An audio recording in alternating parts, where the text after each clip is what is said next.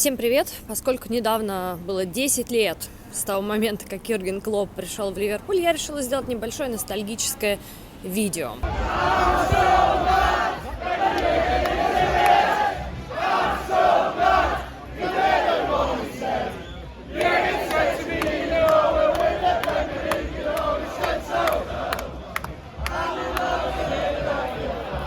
Ну и сейчас такая у меня ностальгическая прогулка по Ливерпулю.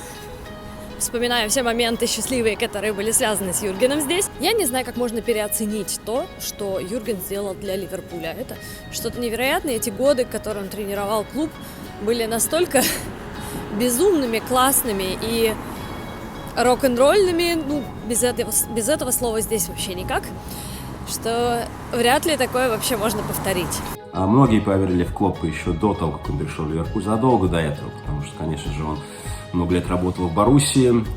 Боруссия и Ливерпуль в некоторых степенях похожие клубы с точки зрения статуса, болельщиков и так далее, культуры. Поэтому, когда Клопп ушел в творческий отпуск, даже после не самого удачного последнего сезона с Дортмундом, то многие на него смотрели тем летом, когда ожидали ухода Роджерса. На мой взгляд, Роджерс должен был уходить после позорного поражения в Стоке, 6-1 в последнем матче Джерарда. Но Роджерс остался, и, может, в какой-то степени это помогло Ливерпулю, потому что Клопп немного отдохнул, и как раз появился тот момент, когда к нему можно было подрулить. So I'm a totally normal guy. I'm the normal one, maybe, if you want this. Yeah.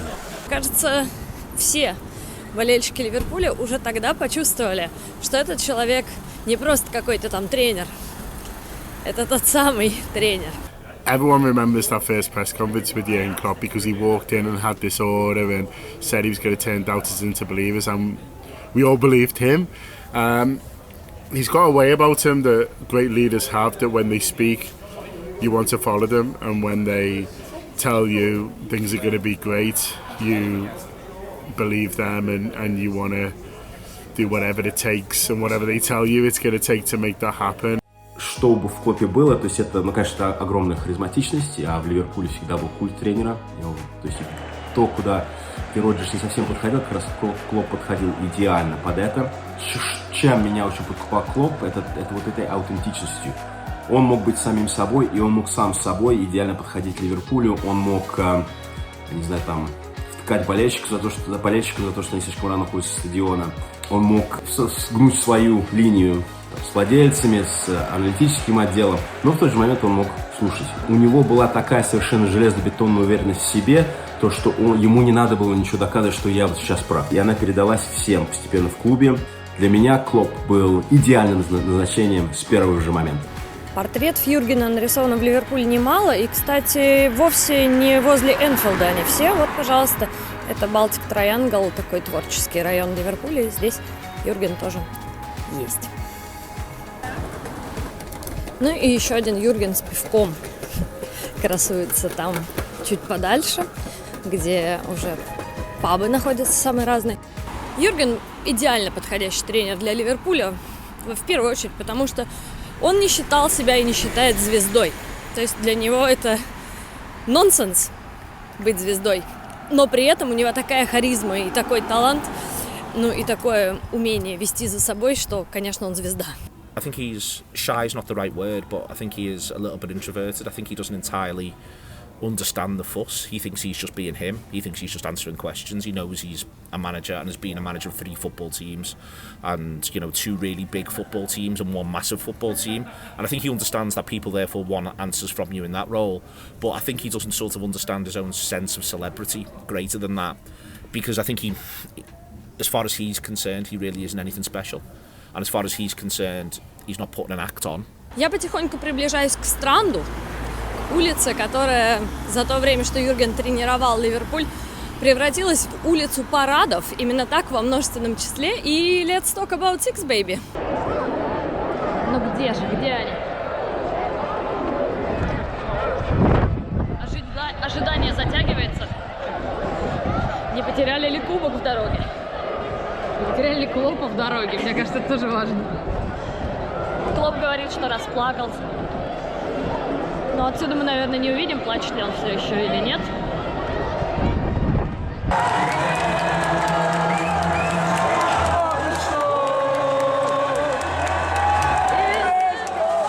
Мне, честно говоря, кажется, что для меня лично самым-самым счастливым моментом Ливерпуля Юргена Клоппа была именно победа в Лиге Чемпионов.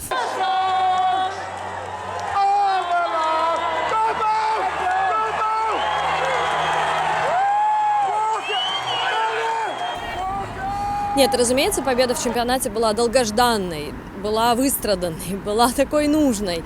Но вот ощущение всеобъемлющего счастья на меня свалилось раньше, когда мы выиграли Лигу Чемпионов. А может быть, даже когда мы обыграли Барселону. Потому что после того матча, вот вы знаете, как много-много лет назад стало понятно, что возможно все. Возможно все. И если честно, мне лично кажется, что тот парад, который был после победы в Лиге Чемпионов, не затмил даже парад в этом сезоне. Мне кажется, что вот тогда, в 2019 году, как-то все было настолько проще и настолько... Это было просто какое-то безбрежное счастье. Мне посчастливилось его снимать. Видео есть на просторах интернета, правда, не у меня, к сожалению, в блоге, но я оставлю ссылку, посмотрите, ну и отрывочки сейчас тоже покажу.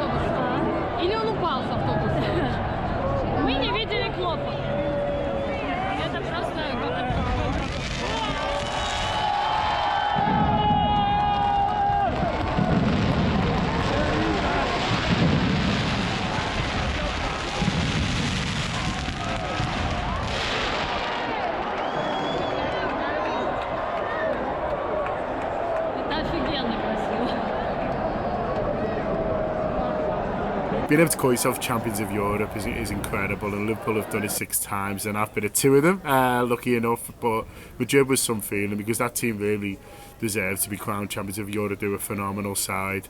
Что мне нравилось больше всего в команде Клоппа? Ну, во-первых, то, как он ее строил, то есть как все шло по нарастающей, до того, как команда стала просто непобедимой. То есть напомню, что с весны 2019 года до весны 2020 года Ливерпуль выиграл 35 из 36 матчей Премьер-лиги. Мне кажется, такое Ливерпуль больше никогда не повторит. Такого мы никогда не видели. То есть настолько непробиваемая команда с железной полузащитой, с совершенно феноменальным нападением и ключевыми фигурами в обороне.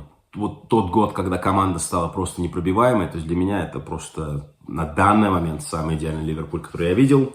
Что было самое крутое, это то, что они нашли вот этот баланс, может быть, даже на год, может быть, на 2, когда все функционирует просто идеально, когда прессинг идеально функционирует, когда фигуры в команде идеально функционируют, то есть Алисон, Ван Дайк, там, Милнер. Это может быть даже не столько в команде, сколько даже, может быть, в клубе. То есть, когда аналитический отдел работает с прекрасной синергией с тренером, и когда вот это все работает вместе, и это невозможно остановить. День, когда Юрген объявил, что он уходит из Ливерпуля, я его хорошо помню. Я помню, как я шла по улице и думала, и что? Мне казалось, что мне это приснилось, если честно. Потому что я подумала, ну не может такого быть. Хотя было очевидно, что Юрген устал. В общем, как вот есть же мнение, да, что он просто выматывал своих игроков, но вот и сам вымотался. И было очевидно, что ему нужно отдохнуть, просто необходимо. Хорошо, что сейчас он получше выглядит. И вроде бы абсолютно доволен. И возвращаться к тренерской работе вообще не спешит. Главное, чтобы тебе было хорошо, Юрген. But if I missed you, just look at the picture, see Winnie, and it's gone. Well, of course, you've got to be sad because there's been this person who's been like a massive part of your life, because not least doing the Anfield Wrap, but I think in general he's felt a massive part of people's lives, and he is going to go away. He's not going to go away, you know, it's not like we're never ever going to see him again, but he's not going to be anywhere near as central. So yeah, of course, it's tinged with sadness, but the point of Jurgen is that you feel all the things. Like, he's talked about emotions, so you can feel love, and you can feel joy, and you can feel sadness, and you can feel acceptance, and you can feel a sense of satisfaction, and you can feel all those things at once. Because that's what Jurgen wants. That's what he wanted his football to be about. He wanted his football to be driven by emotion. He thinks that life should be driven by emotion.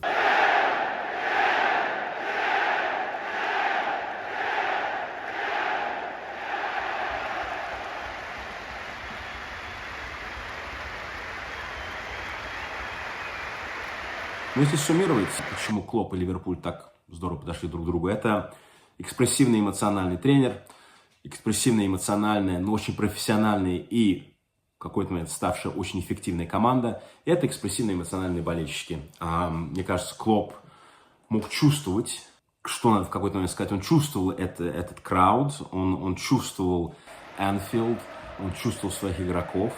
Может быть, иногда он слишком много всего чувствовал, он очень много любил поорать на всех подряд, включая судей. Но мы тоже все очень любим поорать. И все это... Он брал свою аутентичность, он был собой. И когда чувак сам с собой настолько шикарный, как это не могут почувствовать болельщики, как они не могут за ним пойти. И да, в какой-то момент Ливерпуль и Клопп в идеальный момент нашли друг друга.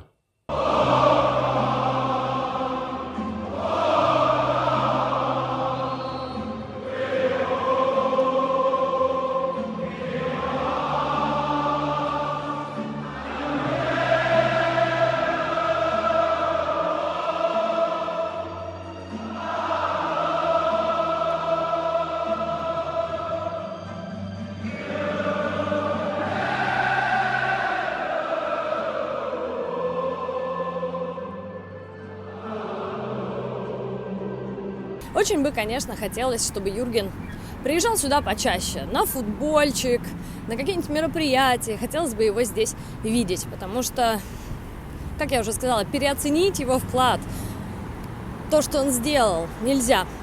Ну и я всегда его буду любить. Так, я думаю, и вы.